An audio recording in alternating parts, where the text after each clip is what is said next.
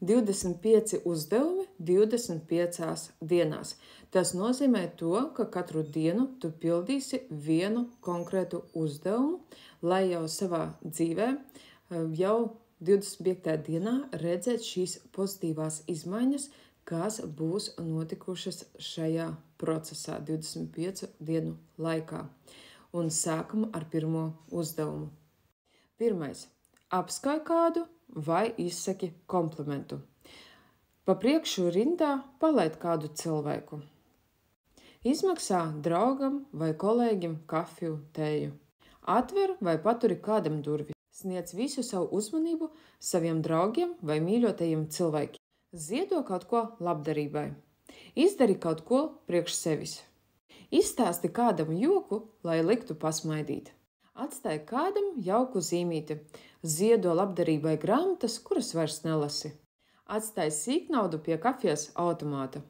Uzsmaidi svešiniekam, 2 vai 11 svešiniekiem.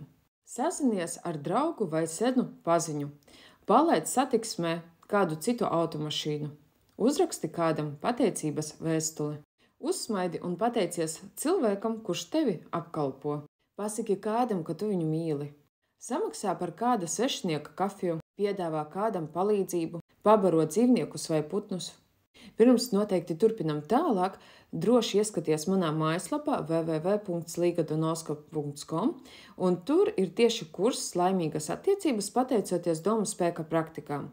Ja tu vēlies vairāk izzināt sevi, uzzināt, kā izveidot attiecības pašai ar sevi un ar savu mīļoto cilvēku un ar apkārtējiem cilvēkiem, tad droši ieskaties mājaslapā. Ejam tālāk.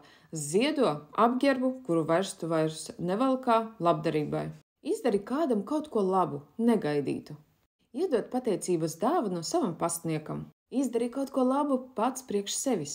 Atceries un pastāsti, cik daudz laba tu esi izdarījis citiem cilvēkiem, pildot šo 25 uzdevumus katru dienu. Un kā tev vispār būs rezultāts un kāda būs tava realitāte, tas parādīs, cik daudz tu būsi izdarījis no šī saraksta.